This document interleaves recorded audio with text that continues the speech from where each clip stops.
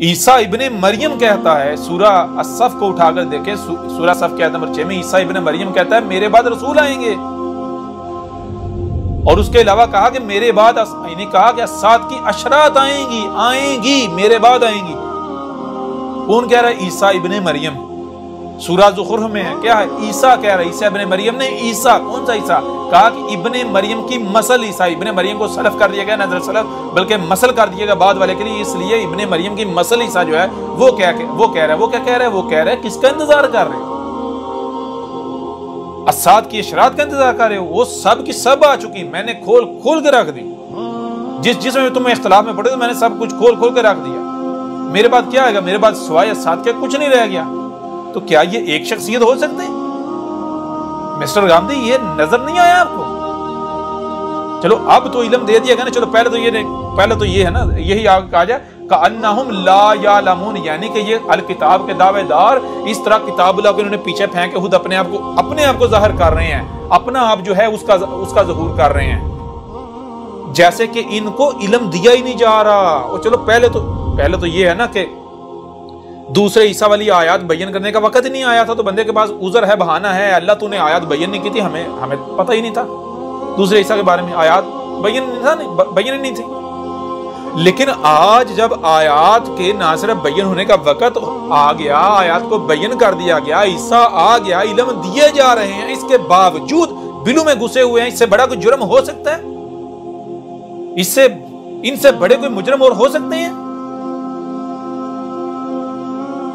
Mister Gandhi, बहुत आसान है ये फतवा लगाना कि ये पागल है, अहमद ईसा पागल है, मेंटल है। मजा तब है जब अहमद ईसा को मेंटल साबित कर, अलबत्ता अहमद ईसा ने मिस्टर गांधी और मिस्टर गांधी जितने भी हैं सब के सब को कज़्ज़ाब, मक्कार, दज्जाल, फराडी साबित कर दिया, मुशरिक साबित कर दिया। अब पहला थोड़ा इंतजार करना, आगे चल के तुम्हारे एक नजरिए और अकीदे के पर ना सिर्फ परखच्चे उड़ाएंगे, बल्कि तुम्हारी जो दानिशवरी है ना, दानिशवरी, उसका एक टांका उखाड़ेंगे हम बताएंगे ना तुझे रब का पता, ना तुझे दीन का पता, तुझे किसी चीज का नहीं पता, तू इंतहाई खुराफाती शख्स है, इंतहाई खुराफाती, किसी चीज का नहीं लग। तू रब्बुल आलमीन के ऊपर इतने बड़े बड़े बुख्तान बांधता है, इतने बड़े बड़े बुख्तान बांधता है कि शर्म आती है। ना जाने किस तरह तू जुर्रत करता है इतने बड़े बड़े बुख्तान रब्बुल आलमीन के ऊपर बांधता है, किस तरह बांध देता है। और जो रब है तू उसके साथ दुश्मनी कर रहा है, लोगों पर दुश्मनी पर उभार रहा है, और जिसका कोई वजूद नहीं उसको रब बनाकर बैठा हुआ है।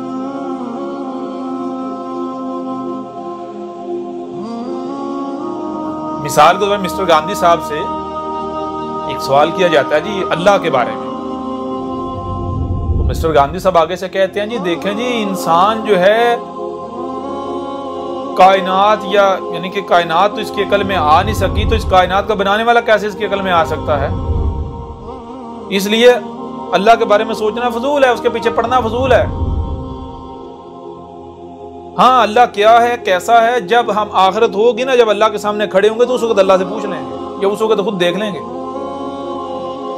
यानी ये कह रहे कि तुम रब के पीछे ना पड़ो, रब को ना जानो।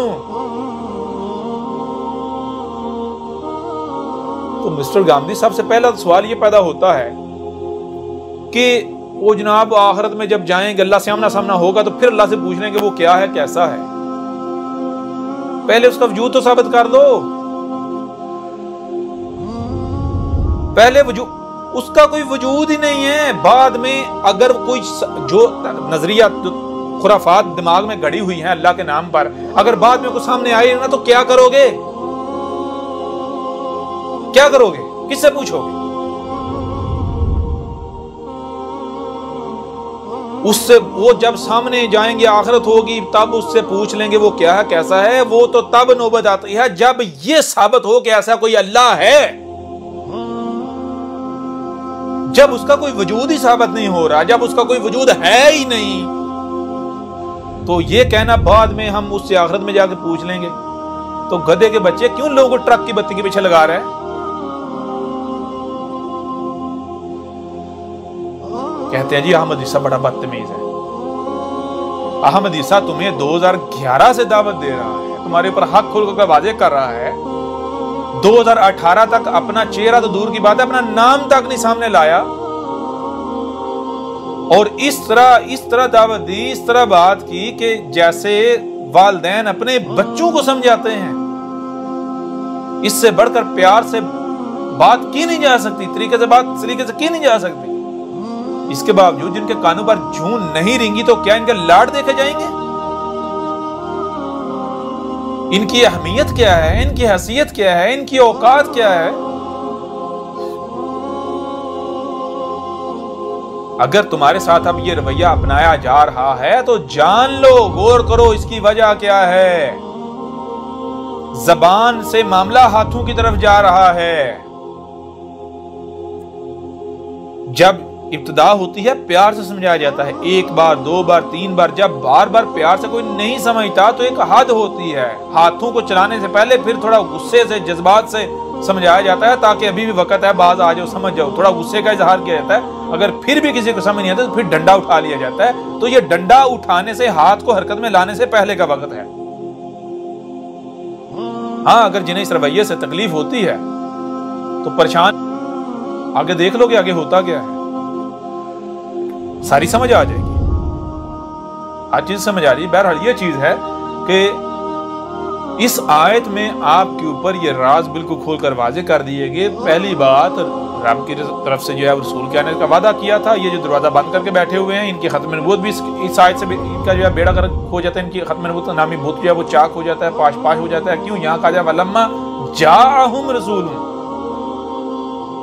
वलम्मा वा और लम्मा जो कि जिसका यानी वादा किया गया था, जिसके आने का, जिसकी बेसत का, जाहुम कहां से आया? वो इनमें आया, इन्हीं से आया है।